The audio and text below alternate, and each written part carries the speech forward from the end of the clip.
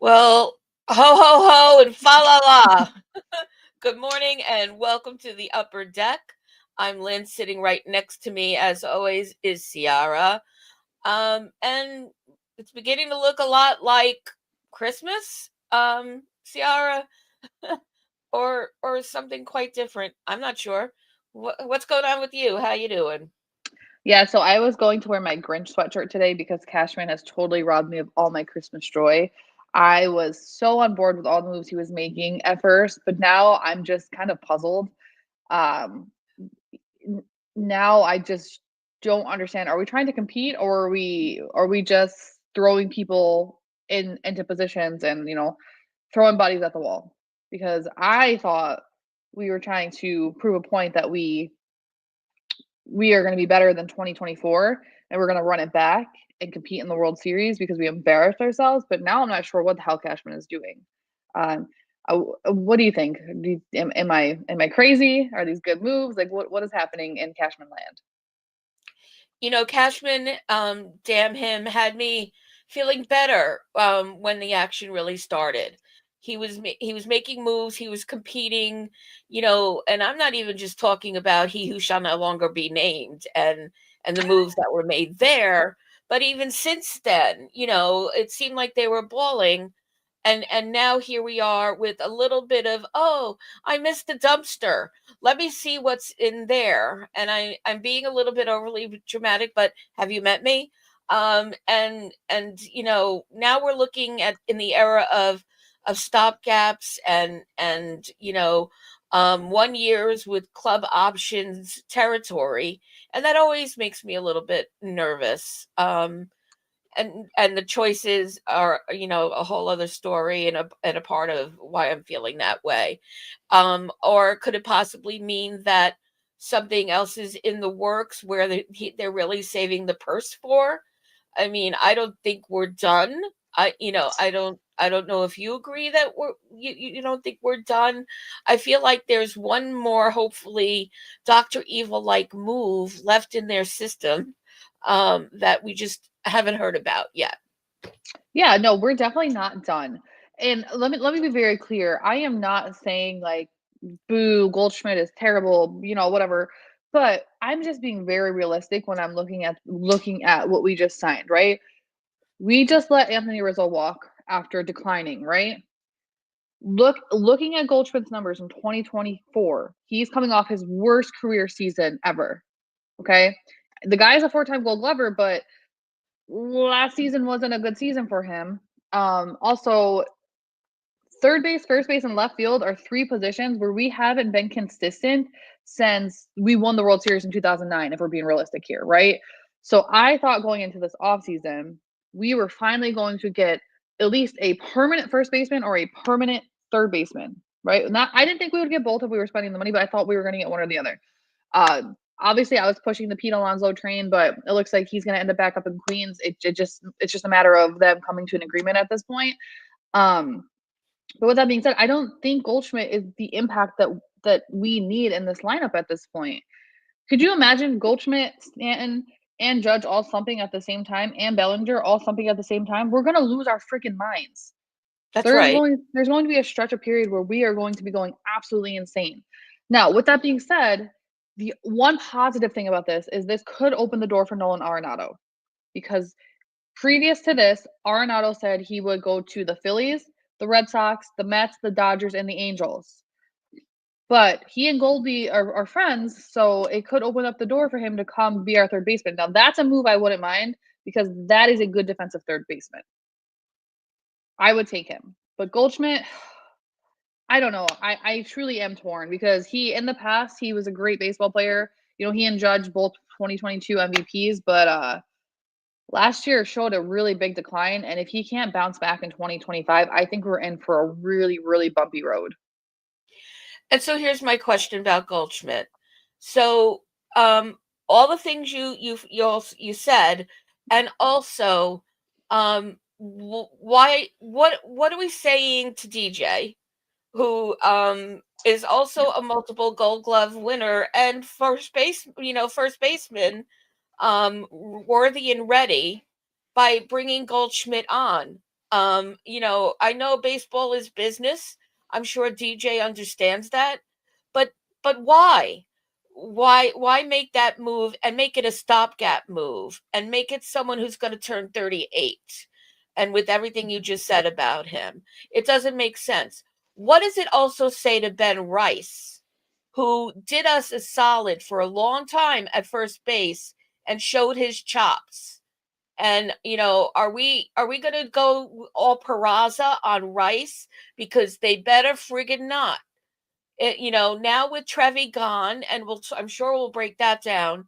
With Trevi gone, I really better see Rice up here as the second man to Wells, because if you're not going to do something with Ben Rice, who, yes, I remember, my memory is not that bad. I'm old, but it's not that bad. I know Rice petered out, and they sent him back down, and why? But let's not Perazify another young, great prospect. Let him go be run free with a club where he could really grow up in and be on the team and shine there. It's just so, yes, I'm talking fair. I'm not talking business. Maybe I'm not even talking logically, but you better pay attention to Ben Rice, and you better give him a fair shot for, and I know we just brought up a catcher, what's his name? And and that's disrespectful. Alan Jackson, I think, right? Alex Jackson. Alex. Well, all right. I was close for a Sunday morning, and No, for me being me. I love it. Um, you know, okay, great. You brought him up. What are you saying to Ben Rice times two in this situation? So I'm already starting off ranting. So I'm going to break down a few things. When it comes to Ben Rice, I have a gut feeling that they will put him back as a catcher at some point, because he and TJ Rumfield are pretty much neck and neck in the minor leagues when it comes to first base. And from my understanding, Rumfield is actually power wise better. So I could see Rice going back to being a catcher. He can still do it. He only played, X amount of games at first base. It wouldn't kill him. Alex Jackson. Now that's the move that confuses me, right? If he's not a flip, if they're not looking to trade him for like some cash considerations or something, I don't know what they're doing, because as bad as Trevino was, we just got 10 times worse at backup catcher, right? We're looking at a guy that career wise did worse than Trevino did his entire 2024 season. So career wise, so this will be Jackson's 5th season, right? Jackson, he's played through 174 games so far. Career batting average of 132, 6 home runs, 24 RBI. In 2024, Trevino played in 74 games. Okay, so that's half of what Jackson has played in his whole career, with a 215 batting average, 8 home runs, and 28 RBI. Say what you want about Trevino, but as far as his bat is concerned, I feel like he showed up every time we needed him to. Now, defense, it was no secret that the Yankees wanted to move on from Trevino, because he's not a very good defensive catcher at this point in his career. However, if you look at Alex Jackson, they're not very different in my opinion. So we're looking at, Jackson -2 blocks above average, and Trevino -4. Oh, I'm sorry, Trevino has 7 blocks above average. So Trevi was always good at blocking and always good at framing. When it comes to steals, so if you're looking at a baseball savant page, they're neck and neck. Jackson's a -2 caught stealing, and Trevi's -4. Jackson hasn't beat on pop time, but that's about it. So I hope the chat's right and they're looking to flip this guy, like I said, for my favorite player, which is cash considerations. But you're not getting better offensively or defensively with this Alex Jackson guy, and that's why he's only played 74 games in his 5-season career. But yeah, if Yep. I am Brian Cashman right now, right?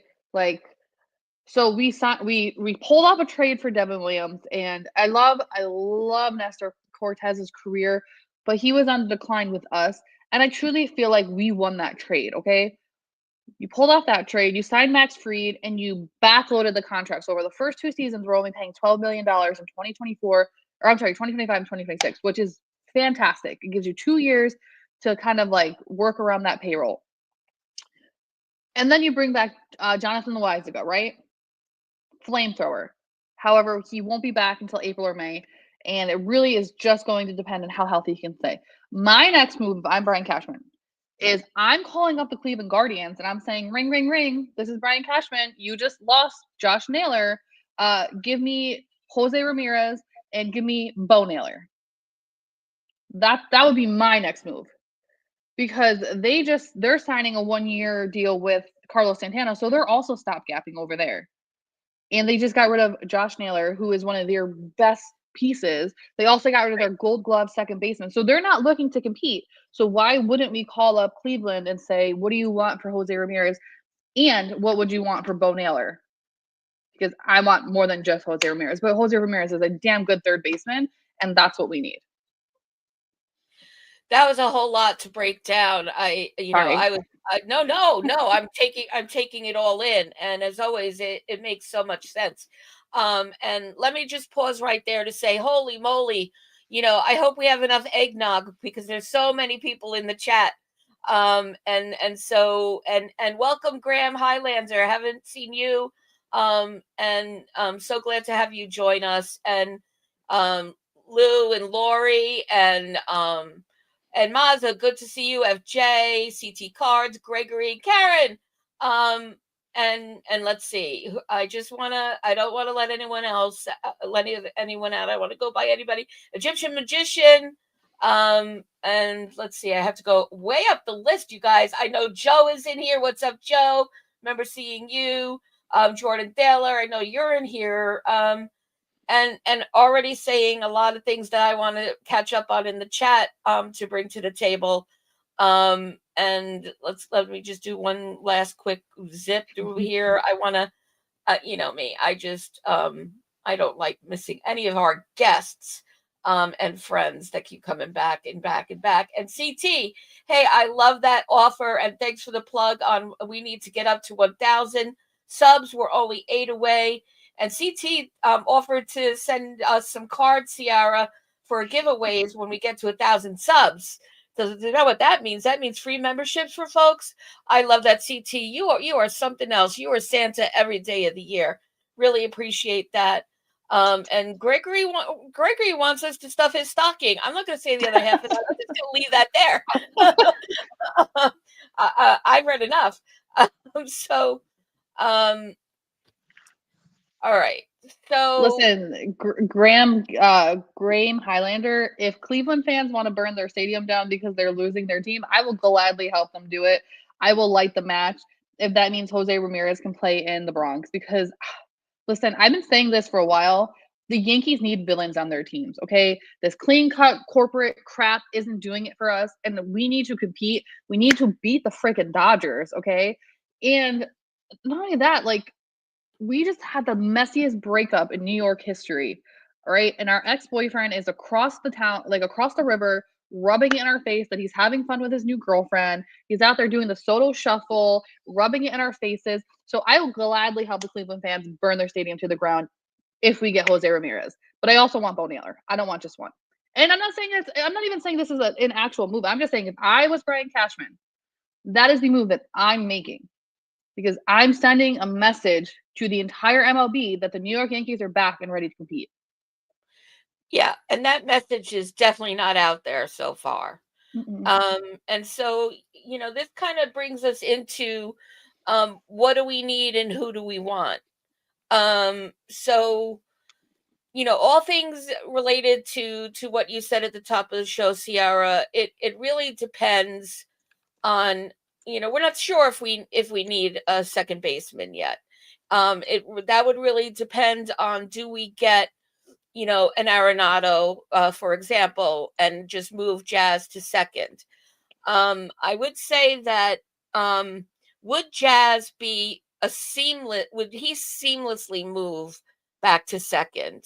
Yeah, I know it's only been one season, but to me it's an open question. And so to me, the big glaring spot are possibly two. One being second, and can we be confident that getting Goldie means that Belly will be our left fielder? Or, is there something I'm not thinking of and we still need that left fielder? Or are we finally all set, out there? So, what do we need? I'm giving you questions. Yeah. Yeah. All right. So one of the best things about Cody Bellinger is his versatility. He can play the outfield, or if Goldie pulls a hamstring and needs a day off, he can play first base, right? And yes, I just said that because we all know that the Yankees medical staff has the worst track record at this point, and that is one of my biggest concerns at this point about signing someone who is 37 years old. And whatever. I'm moving on. I unfortunately think that our friend LA Yankee King is correct, and Jason Dominguez is going to play left field, and Cody will be in center field. I think it should be the other way around, but I think they will play Jason Dominguez in left field through spring training and have him ready to go in the beginning of the season. I think this is going to be Dominguez's chance finally to show us what he's doing, or what he can do, I should say. And Cody, I think, can cover more ground in the outfield. So I don't know. I love having Cody Bellinger. I just think he's super versatile. He unfortunately did not perform the way that the Cubs wanted him to perform after signing that contract in 2024. But at the same time, the Cubs themselves didn't perform, so I'm not going to put that all on Bellinger. I think he's looking at a bounce back season, and he's only 28 years old, so he's still very, very young, very athletic, and that also moves Judge back to right field, and that's exactly what we need. Judge cannot play center with those big giant knees of his. So yeah, I think Cody's going to be in center. And then as far as Jazz is concerned,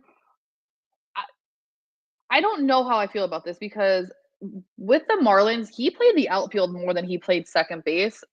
And I think he can transition from third to second, no issue.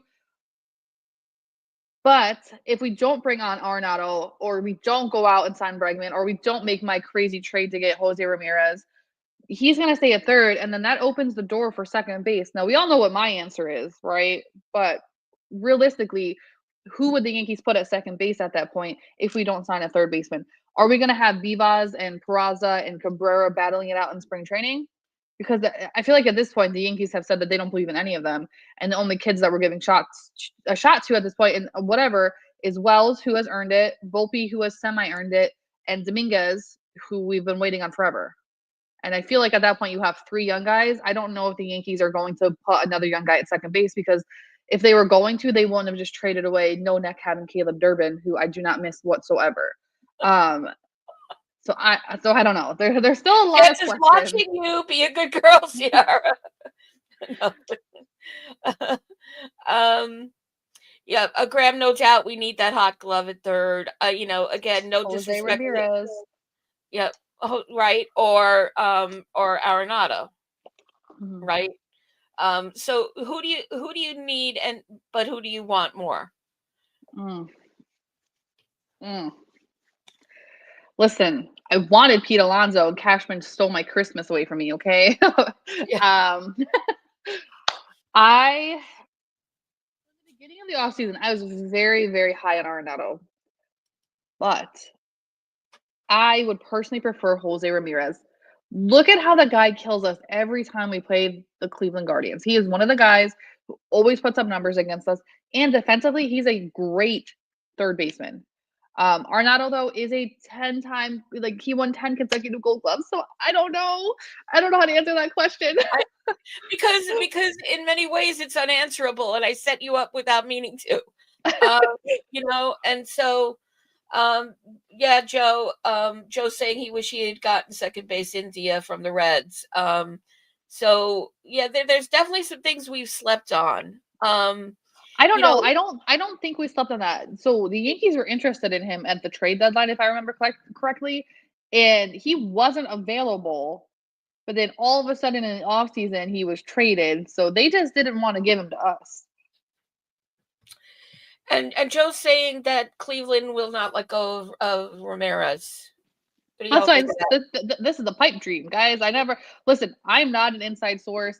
I don't sit at the barbershop and get news from Mike Deportes. I'm not MLB Scoops. I'm not John Heyman. I'm just telling you what I would do if I was Brian Kelly. Right. I mean, fair enough. And fair enough. Look at the question on the board, guys. We are just talking about who we want. and what we need. And And so, right. Cleveland's blowing it up right now. They're literally blowing it up at this point. So what do they need Jose Ramirez for? He wants to compete. He wants to win. You just got rid of Josh Naylor. You just got rid of your Gold Exactly. Glove second baseman. You're relying on what, freaking Big Christmas at this point? Come on. They're already making no sense. So let them continue to not make sense and give us Ramirez. It is what I say. And I think it makes good sense. I mean, the great thing about Bellinger is you just reminded us that really he's not just, a first baseman and a right fielder.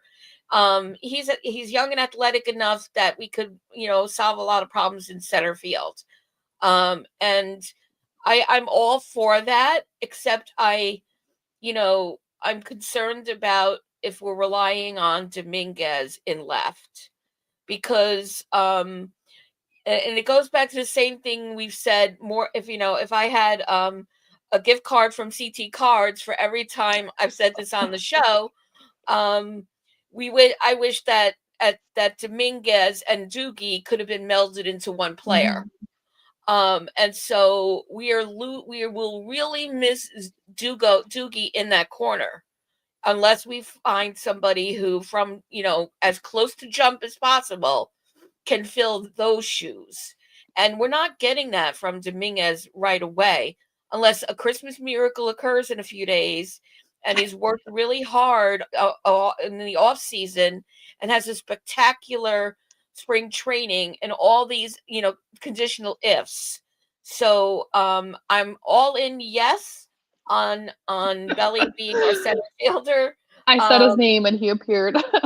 oh, okay. Well, why don't you say Cashman's name and have him appear in the chat?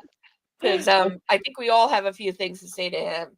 Um, and so that's just the thing. I am not satisfied with left field yet. So I'm putting that on the table. I would really like to see um an all around left fielder that we thought we would be getting in Doogie or were made to believe we were and just did not. I love sentences that always start with "look, no disrespect." Um, I don't understand the comment because neither one of us said that Cashman wouldn't make trades with anybody. I think Cashman is willing to do anything at this point. um, and Lou is saying, why can't Belly play left? He I totally don't. can. He totally can, Yeah, and that's where I would put him. But the Yankees are going to Yankee, and for whatever reason, it seems like they're pushing Dominguez in left field. So I think that that's just what we're going to see moving forward. Is Dominguez will play left field all through spring training, and he will be our starting left fielder on opening day. And at that point, I hope he's shaking all of the defensive jitters he has about left field and it moves on. right. And Adian, no one's saying that Dominguez won't at some point be as good. I'm not even sure about. It's too premature to say better defender than Doogie, because you gotta admit Doogie, when it comes to defense, was pretty flawless last year. So I'm just saying we don't have time for a better defender in left field. And this is what do we need versus who do you want? I need a left fielder that we could trust out there. And I feel like we need that almost as much as we're going to need a player with both sides of the game. It was sorely, what I think we got enough power bats we're bringing on. So I want left field tighter, and that's my want. Um, so so Len, let's talk about. Are we done with the bullpen already? Um, I feel like we're never done with the bullpen because and that's fair. the one thing the Yankees get consistently correct is the bullpen. And I don't even know how they scout these guys and figure out things that other teams aren't seeing. I mean, look at Tim Hill, look at Tim Meza. Look what we got out of them that nobody else was getting out of them. And they were both great for us in 2024. I'm really hoping that Fernando Cruz, because he's a flamethrower. I'm hoping that Fernando Cruz can fix his ERA with the Yankees and be the pitcher that we need him to be, because his strikeout rate is phenomenal. And he had, I think I said earlier, it was like 108 strikeouts in 2024. It was definitely more than that. I definitely just lied to you. But either way, like, I think with the Matt Blake effect, he will be good for the Yankees. And he could also, with Johnny Lowe not being ready until April or May, I could see why we went after a flamethrower. Let's see. He threw. Oh no, I was close. He threw 109 strikeouts in 2024 through 66 innings. So I was pretty spot on. Yeah. Gregory, I had the same conversation with Ciarra before we hopped on. We're significantly low on left arms in the bullpen. And just brought on another right fielder, right-hander rather. So how important are they? I think they're important enough to have, if not we'll never have an equal ratio of that, but a higher ratio than we do. And I think you just popped something up, Ciarra, that I missed and put down by mistake. Yeah, so no, you're good. I'm with Joe. I would re-sign Tim Hill. Tim Hill is a lefty. He has that freaky sidearm thing where he looks like Marge Simpson, and he was great in 2024, and he's a cheap option. It would cost you less than $5 million to bring Tim Hill on for a season. I don't think it's a terrible idea at all. Right. Yeah. I was kind of mad not to have Tim Hill back with us. And I do think that, Joe and I know others kind of came back at me about this too. I'm not saying we shouldn't give Dominguez room to grow at all. And I'm not saying that somebody will tell me to eat my words in a year or so when he's the, gold glove in left field. But I also think that I want to start off this season. This is my what do I want? I want us to start the season as the team that made it to the World Series. I want to remind the world from the beginning of the season that we were in the World Series. I don't want to necessarily remind them of why we lost it and how we lost it. So that's what I need. I need them not to remember that. But I want them to see the caliber of a team that got us as far as we got to Game 5. So and that's why we're still in a stage where we can talk about our wish lists, and that's just mine. I just think that we got Bellinger, and he is a trifecta. I want them to use him wisely and think about where Dominguez could produce the best while he's developing. And hey, shout out to Spencer, who's joining us after. Yeah, Spencer, it seems like months. Great to have you with us. Okay, so where do you want to go? I saw somebody in the chat mention Jojo Romero, and honestly, I don't hate it. Just over 3 ERA, a left-hander could be exactly what we need. He just needs a little bit of that Matt Blake effect. And knowing Cashman, he could give up practically nothing to get the guy, because that's what he's doing lately. I feel like Brian Cashman hasn't even given me a chance to breathe this offseason. It's just like back to back to back to back to back. But I just need that one blockbuster move, because I want to compete in 2025. Like, this feels like 2010 all over again. And so Graham's saying, if we're talking to the Cards about Arenado, don't try to get them to give up Jojo Romero. Yeah, he's a lefty, so that's a good idea. We'll add that to the conversation, Graham. Thanks for the note. 3.36 ERA. I like it. Oh, okay. No, Jay Snow, don't say that. I don't know who Jay Snow is, but 2023 incoming. I cannot do 2023 again. That was the hardest season I've ever had to watch in my 30 years of life. I cannot do it again. But welcome to the show. Glad to have you here. And so, yeah, it's a shame we lost Hill for sure. And John's here. Hey, John, good to see you with us. Sign Tanner Scott, and we will have a super pen. Weaver 7th, Williams 8th, and Scott to close. I just feel like Tanner Scott has done a pipe dream for us for like 2 seasons now. And all the talk at the winter meetings was basically like, it's not going to happen for the Yankees. And I'm not saying I don't want it to happen. I think it would be great. But if it was going to, I feel like it would have already been done already. And not to mention, we went and we signed or we traded for Devin Williams, and that is going to be our closer between he and Weaver. And I think that's a pretty good 1-2 punch, if I'm being honest. Devin Williams might be low key the best closer in baseball. Right. And maybe even medium key. I mean, that was like a huge get for us. After I got over my, what's going to happen to Luke Weaver? He did such a solid for us in that role, but I'm all on board that train.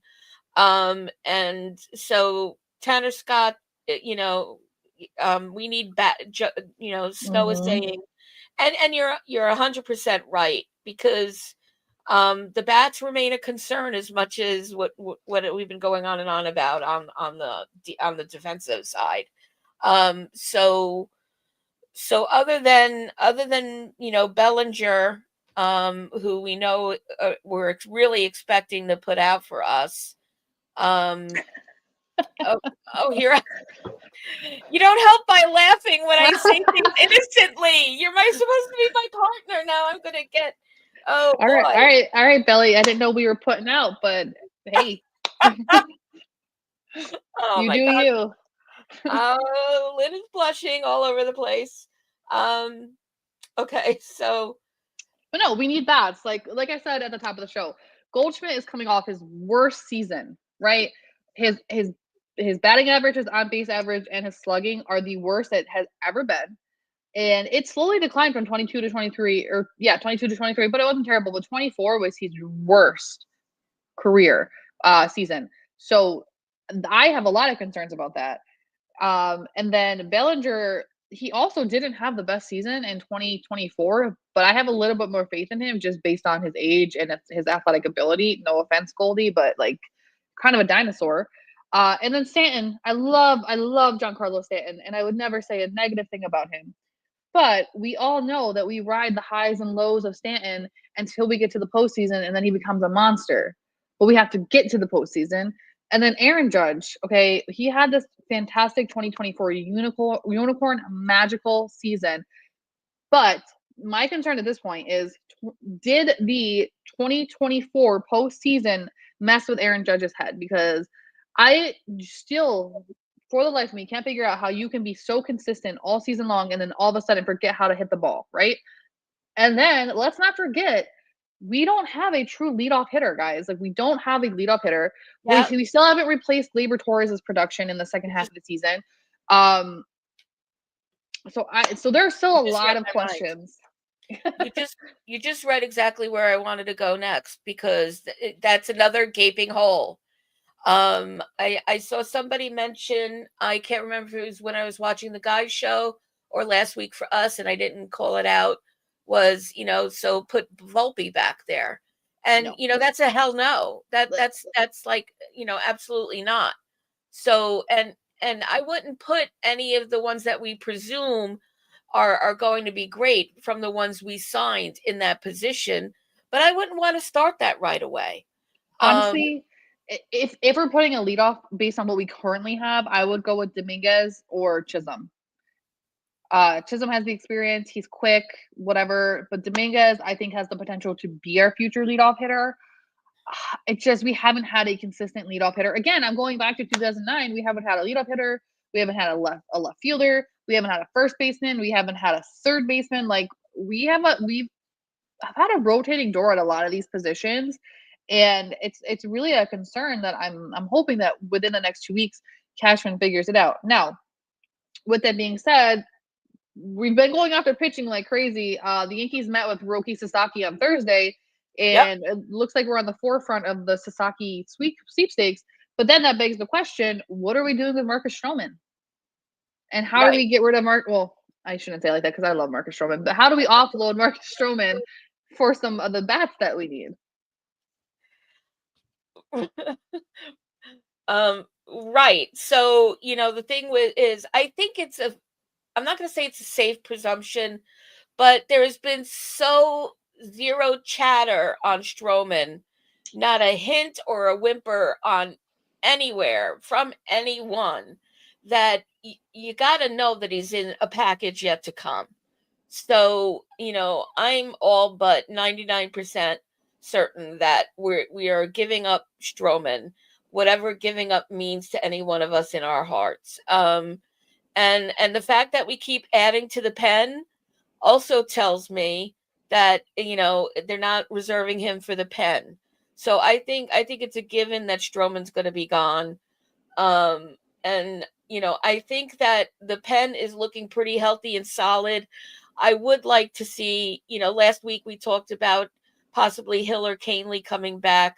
I'd say Hill over Canely, because it's kind of like shoes for women. Can't have too many bullpen arms. I get it, but make sure that it's. I think we need a lefty, per earlier points made. So, and the lineup itself is going to be interesting depending on how this all shakes out, and with he who shall not be named out of the mix. Who's going to be before and after Judge in this equation? But I also want to address what you said a minute ago, Ciarra, about Judge, and hoping that the postseason didn't mess with his head. I think what I've seen and learned from Judge over the years is that his head is pretty solidly square on his shoulders, and I think that he probably just is thinking of it in the same measures of accountability that he thinks about everything else, but not in the way of I ruined it for the team, it's all on me. I think it's more at looking back at everything and working with the guys he works with in all through the winter to figure things out, and maybe with a moment of two on the couch of figuring out why do I suck in the postseason. But I think I'm not concerned about postseason Judge. I'm more worried about just Judge being consistent and being more vocal in the clubhouse, because I think that's also hasn't been, his leadership hasn't been so present, and it might be not present to us and present inside the clubhouse, but a little bit more of the all around Judge, and not so much a concern about the postseason. Yeah, so I'm going to go a little off topic here because I want to ask a question about Aaron Judge, and I'm going to say what I'm going to say, and I will ask for forgiveness later, chat. Um, as far as being a captain is concerned, do we think that Aaron Judge was the right guy for the job? And the reason I'm asking this is because not because of his production, right? We've seen Aaron Judge can freaking produce, right? And the little guys in the clubhouse, they're always going to look up to him because he is a phenomenal baseball player. However, when it comes to other things, is Judge's friendship with specific players making our team worse? Judge was friends with Verdugo. He vouched for Verdugo, and that's how we ended up with him. Judge is friends with Goldschmidt. That's how we ended up with Goldschmidt. Judge is friends with Bellinger. That's how we ended up with Bellinger. Now, I don't hate the Bellinger signing or trade. I was calling for it in the offseason. But it begs you to it makes you sit back and think, did we give the right person the captainship? Because if we're only going to sign Judge's friends, how are we going to win a World Series? And I'm sorry. And also, like, maybe it's because I grew up with Derek Jeter, right? Like, I'm a big Derek Jeter girly. That was my guy growing up. And I just feel like he's always been the face of the franchise. And I know people love him or hate him. But when I compare the two, I think Jeter was just a much better captain, and he did what he had to do for the team to win. So maybe I'm crazy, but Right. I think Judge needs to step it up as a captain. And I also think that Giancarlo Stanton would make a much better captain. So I'm with you on all of that, and I also want to tell Judge that the slide we have up on the screen is not for him to answer. Like you got Doogie on the team because you liked him and you wanted him. look what that did for us. So thank you very much, Judge. And now you wanted Goldschmidt on the team because you like him, and you've practiced with him in some gym in some some place, and you became buds. I'm sorry, your bros don't necessarily get us to a playoff, let alone just a good game of both sides of it being played by who you're bros with. So I'm all in on that. And so Goldie's contract, John the Beagle Dad, is just 1 year with a possible club option.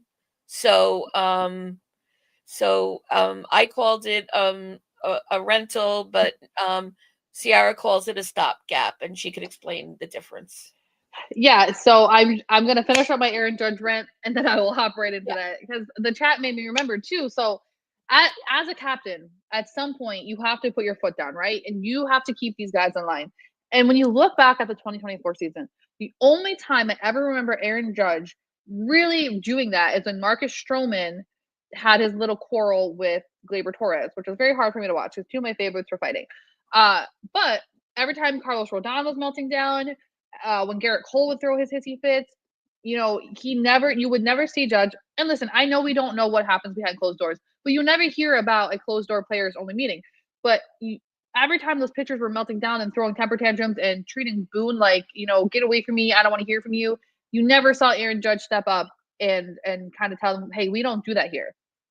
We respect our coaches, regardless of if we think they're idiots or not. When the cameras are rolling, we show respect, right? That's kind of where my beef is with Judge right now. Again, phenomenal baseball player. Respect the hell out of the guy. Will always love the guy. But captain-wise, I'm starting to really question it. And I think we threw that C on his chest a little too easily just based off of his numbers.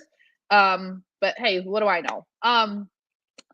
As far as the stopgap goes, I think the Yankees are cooking something up for 2026 for first base. I think there's a few different ways that you can go with this. Now, we have TJ Rumfield in the minors still developing, so he could be our future first baseman. We could end up seeing him a little bit this season, but you never know. But also, who's a really big name that's going to be available next season, who isn't going to want to sign where he's at right now because no one wants to play there long term? Vladimir Guerrero Jr. Oh, you had to do that. And if the Mets re-sign Pete Alonso, they are out on the Vladdy sweepstakes, right? So that really leaves just the Red Sox for us to battle with over Vladdy. Oh. And if the Red Sox don't sign Teoscar Hernandez, I don't see Vladdy going to Boston. And I think it could be a real possibility that the Yankees could end up with Vladdy on a long-term deal, because you got to remember, Vladdy is still young. And as hefty as that boy is, that boy can run. And that boy has power.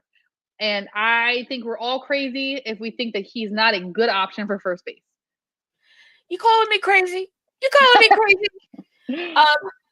So, but don't forget about Tucker and Murakami, as FJ is saying. I mean, how can I forget about Murakami? LA only reminds me about him every other day. Like, right. I'm totally kidding, FJ. That was not directed at you.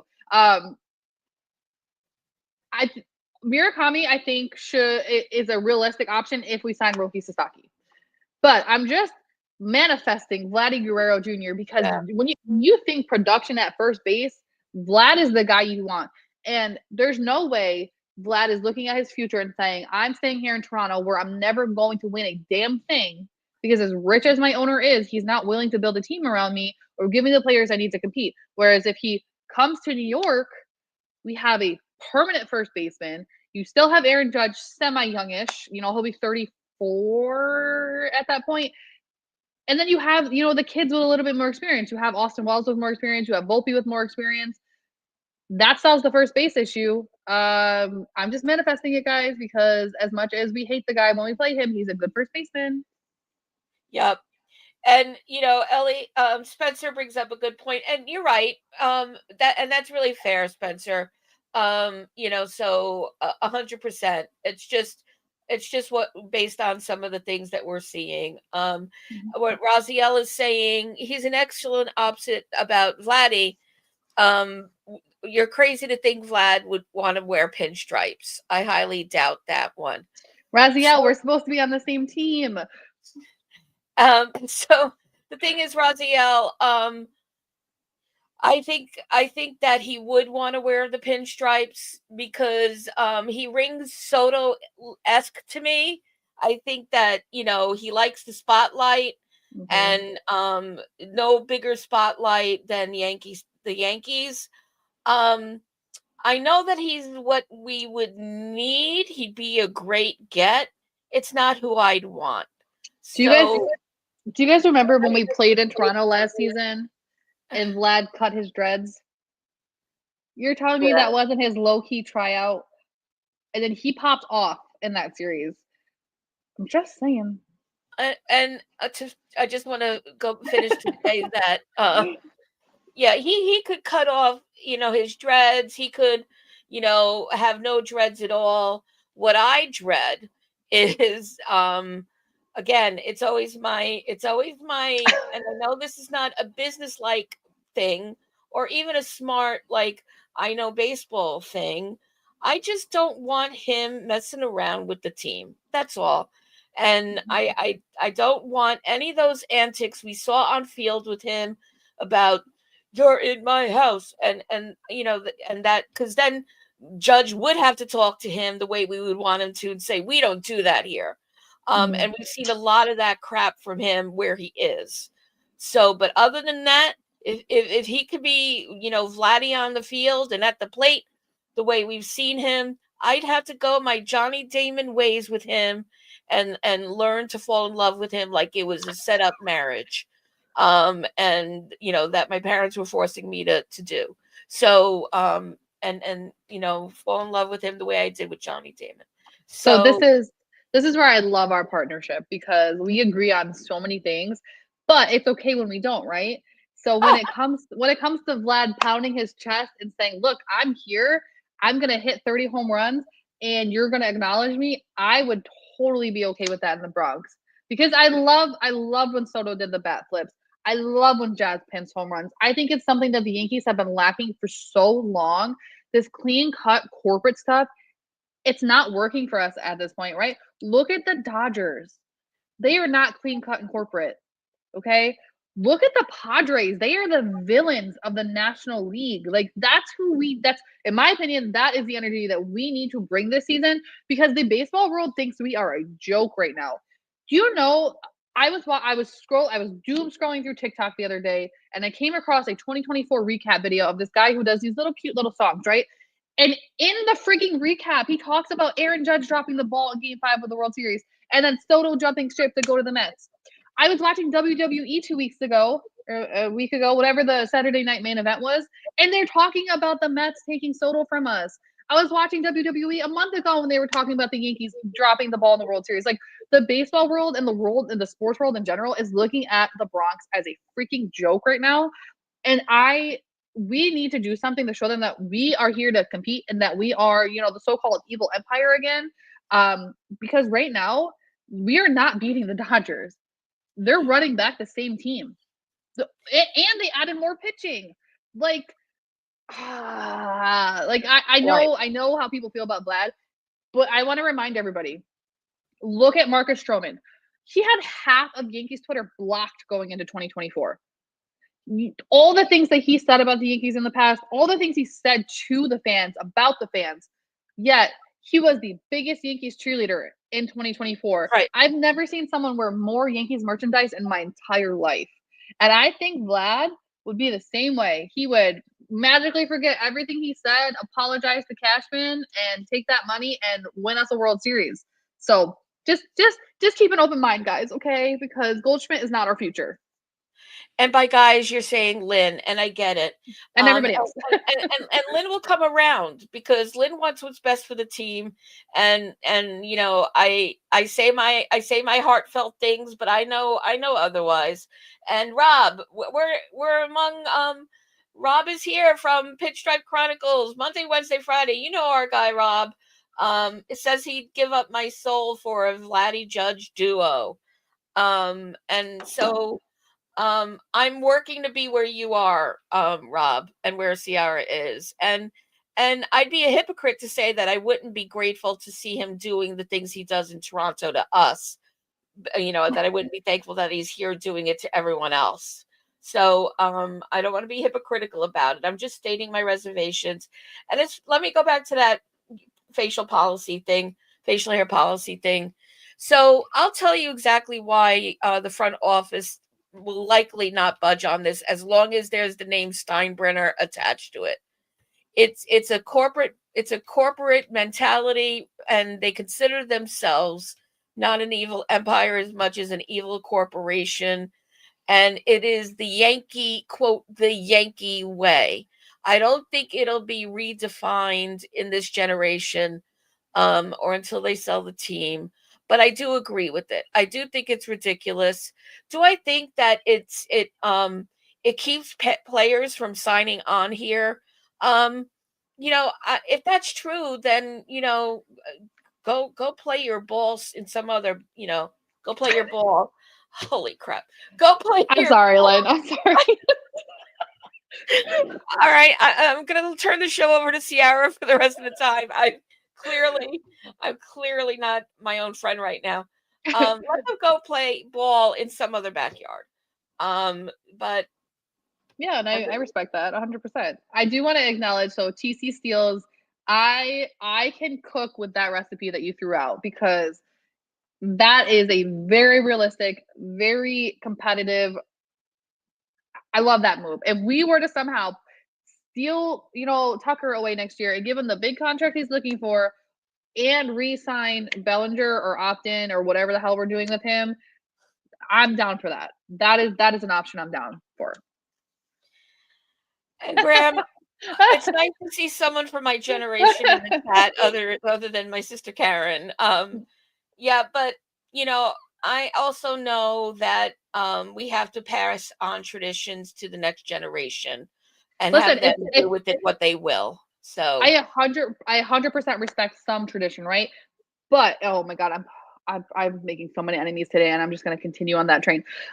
If we were to continue with tradition, realistically, half of the players we have would not be allowed to play on the Yankees if we continue with tradition.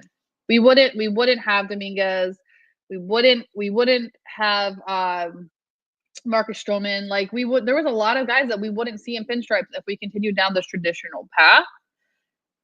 And I'm not even going to say what I want to say, but there are some traditions we need to move on from. Facial hair policy being one, or at least loosen it up. I don't want to see anybody looking like what's his name from the Phillies, Brandon Marsh. I don't want to see that, because he just grosses me out, and he looks like he smells.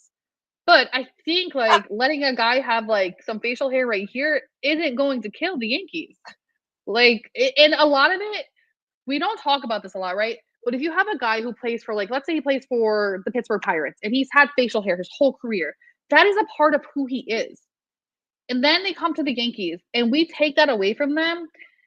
It does something to them. We're taking a part of their personality away from them. And that's a huge part of who you are as a baseball player. And I know, us youngsters, we have a different different view on some of these things, but I think it's time to move on from some of these traditions. And also, the Yankees need a friggin' City Connect, okay? Since we're throwing some of the tradition out the window, can we get a City Connect, please? Because there are some really nice ones out there. So here's where generations can come together in peace and harmony. I want that City Connect jersey. I want to approve of it first before it goes into production, because some of them have been trash around the league, but some of them have been elite. Give me something like the White Sox had. I love theirs. And because they were the hottest fire of all of them, as far as I'm concerned. Give me Yankee class in a City Connect jersey, and I'd be very happy. And wow, since we came on this show, we were 7 subs away, and now we are only 3 subs away. If you are new in this chat and haven't subscribed yet, if you're listening after and haven't subscribed yet, please ring that bell. You can ring my bell. Ring Don't ring my the don't ring the bell too hard because we are not Phillies fans. Yeah, exactly. And have your friends ring that bell. Sharing is caring, and it's the holiday season. So, wow, it's so close. Don't tease us. Help us get over the line, guys. That would be like the best Christmas present ever. And Joe, you're 100% right. Why this man is still employed is beyond me. Why would we not hear about that move? I feel like we would hear about that move, or is it too soon to, know about that move, or for them to, if they're getting players out of the way first? But they need to move on, and he needs to go retire I somewhere far, far am away. I am president of the Luis Rojas Haters Club. Oh, I didn't want Uh, to say his name. if that man has no haters, I am dead. If he has one hater, it is me. I put him in the doghouse multiple times last season because who in the right mind sends Giancarlo Stanton from second to home? Who does that?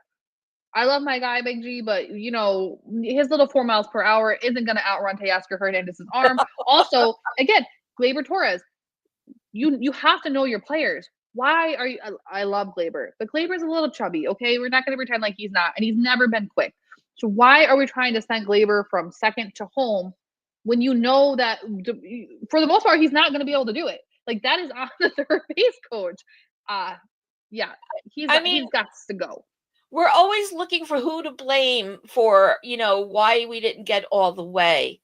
Rojas's name should have been in that conversation as much as any other of the players that we've been bad mouthing, all season long last time. So, and TC is saying Stevie Wonder is a better third base coach. Yeah, I dare to say that, put me out there, coach. Even I would be better. Put me in, coach. I don't know if I'm ready to play. Yeah, exactly. And you might not be able to afford me, but we could talk and try to work it out. Just contact Scott. We could talk. And Snow is saying, go out and sign Bregman. I don't know that we really. I think first of all that we necessarily need Bregman as we might have said a week or two ago. Ciarra, what do you say? So I've been riding the Breggy train, Okay, so going into 2024, a friend of mine that I met on Twitter was all about signing Bregman in 2025, right? And I was like, no, he's disgusting. I hate him. I want to punch him in the face. I don't want to see him in pinstripes. Whatever. But as we got to the offseason, I was like, okay, friend, you're correct. Like, Breggy it is. I will take Breggy. He's a great defensive third baseman. Outside of being a Houston Astro, there really is nothing wrong with the guy. So I was riding that train for a while, but looking at the contract he wants, when there's other options available out there, like Arenado, who's a 10-time Gold Glover, and my trade that I would really love Brian Cashman to make for Jose Ramirez, like there's other options available. But with that being said, if Bregman didn't want so much money, I would 100% do it. But homie is trying to rob the Yankees right now, and Cashman clearly doesn't want to spend money, so I just don't think it's going to happen. Yeah. And all props to Bregman for talking out against the Astros, because of course every reporter known to man wanted to hear about that. So yeah, and you know what? Not for nothing.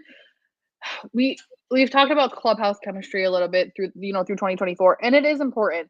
And you have to remember, Cody Bellinger made some pretty colorful comments about the Astros and Jose Altuve and how they robbed Judge of a MVP that season. Because again, that is Judge's friend, but at the same time, Bellinger was not wrong, right? Right. Yep. And thank you for politely correcting me. That was my one. Well, all right. I did a few Lynn things this episode, but yeah, thank you for pivoting me away from using the wrong name. One name in my head, another one out of my mouth. So do we really want to pay him that much and for that long? Right guy, then open up your purse.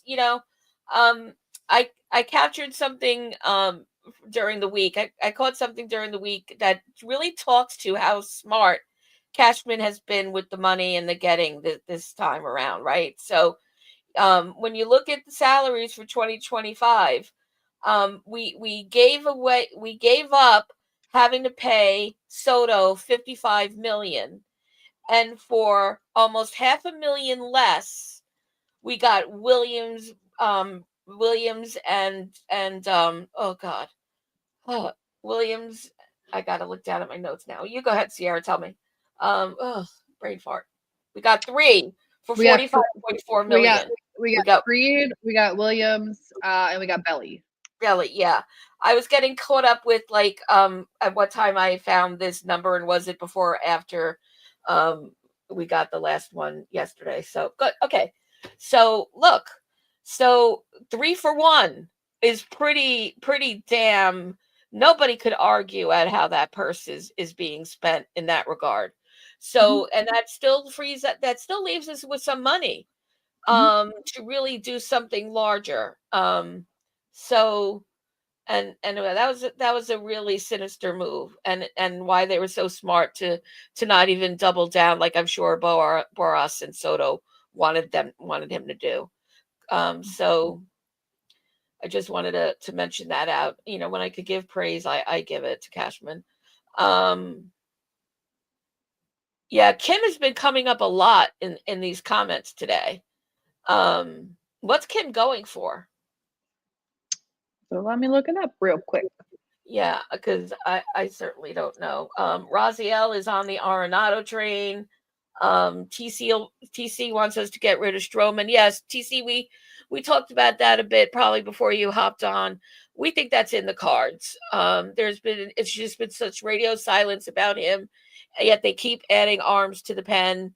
There's no chatter about, I think the starting rotation is set. So he's going to be part of some package soon to be announced. Maybe even, this afternoon for all we know. That would be great. And so, and Graham's saying Kim is not ready until April at the earliest. Okay, which means he's coming off of an injury. And so that always makes me nervous. Yeah, and I agree, TC, with Cruz being a really good pickup. I just wish that he pitched with his other arm, because I think we need that. But yeah, Joe Curry, we haven't talked about Burns in a while. And I also haven't read much about him lately. Well, I would blame Scott Boras at this point, because you remember 2023, Blake Snell and Belly, they both, they wrote it out, and Jordan Montgomery. Those were 3 names that Boras kind of like, he hurt them in the offseason. Snell didn't start in the regular season. Belly probably could have got a better contract, and Jordan Montgomery, I think, ended up dropping Boras after the offseason that he had last season. So this season, you have Burns, Bregman, and Alonso, who have all now been screwed over, or in my opinion, have been screwed over by Burns. Obviously, he put all his focus on Soto. He got him the biggest freaking contract the world has ever seen. But now you have Burns, who should have been like one of the first pitchers signed, right? Like, he is the pitching market.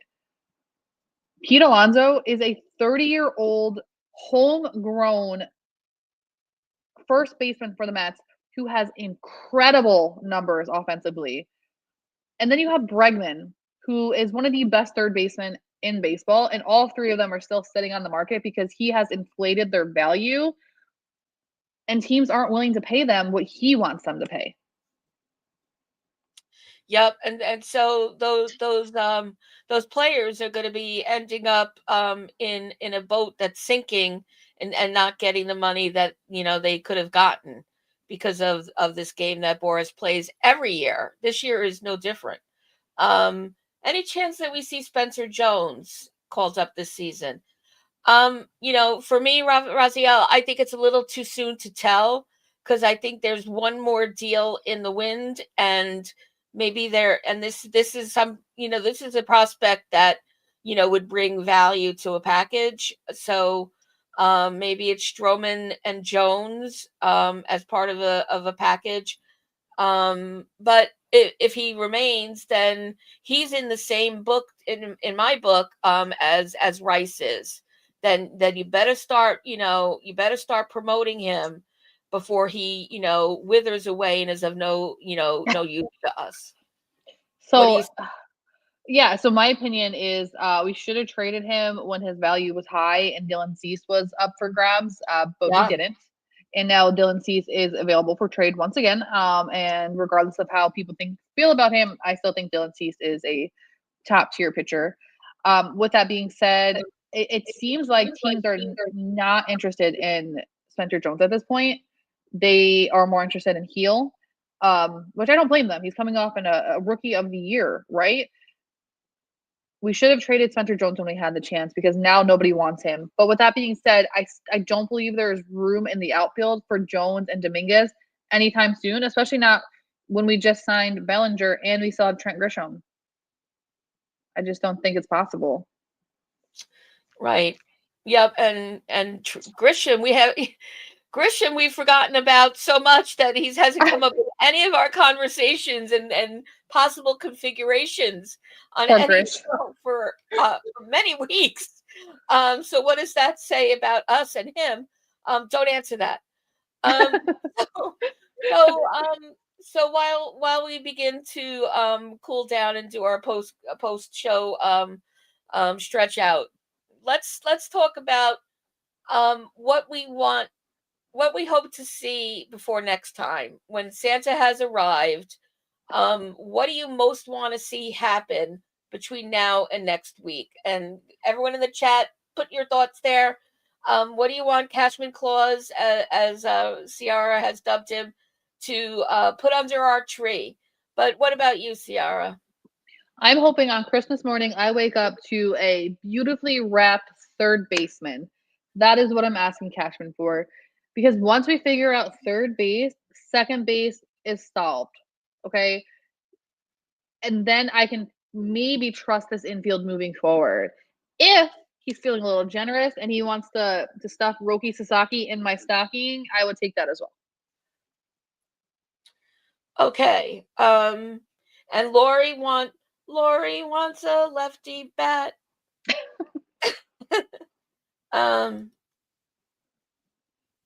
Okay. I want, it's not what I want to receive, it's what I want to give away. I want Luis Rojas gone and peace on earth. And I also want, I just want as many players on the field that play both sides of the game at top level, and no more one-sided acquisitions. And there's been some good direction on that. And yeah, let's these 1 year, I don't want to see any more 1 year anything, even if it is a stopgap. Do we all want more stress in the summer when this all comes up again? We've just lived through it and have post-trauma stress from it. So and look at all these coming in. Sign Hill 100%. Lori wants a cheeseburger and fries for lunch. Yeah, I don't know, give me your address, I might DoorDash something for you. But and Jonathan's saying lefty bat and in the bullpen. Karen and I are, you could tell we're sisters, we think alike. A better coach, for sure. Graham, you want Stroman? Or do you want Stroman gone? That's my question to you. I think he meant gone. Then he says down below. Gotcha. Okay. And TC wants Stroman and Jones traded for Josh Young. So, and Matt Mattingly as the bench coach from Gregory Rain. Boy, talk about, you know what? Santa can make anything happen. I don't know so much about Cashman and Hal, but I'm with you on that. I know Karen is in on that. That's her Yankee boyfriend for life. So and let's see, Sasaki would be a New Year's present. Absolutely. I really hope Thursday goes well. But you know what? There's other our usual contenders have already had the conversations. So we'll have to just keep our expectations low and our hopes high. So we really just hope that everyone, no matter what you're celebrating or not celebrating, we just wish you all a very happy season. Wish the Yankees a World Series winning season. And Ciarra, what are your last thoughts? What do you want? Yeah, I mean, shout out to all of our new subs. Thank you guys so much for the continued support. Thank you for listening to my crazy antics. I hope everyone has a Merry Christmas and a Happy New Year, or, if you celebrate something different, Happy Holidays. And all I'm asking for at this point is a World Series contending team. That's all I want. That's all we want. Peace on earth and a World Series ring number 28. As always, you have, and don't forget, although I think all of you in the chat watch the guys every Monday, Wednesday, and Friday. Don't miss Uncle Tats, Rob, and Donald Stewart, 10 a.m. live on this channel. And as always, you have a reserved seat with Ciarra and me on the upper deck. And we'll see you next Sunday. Happy everything.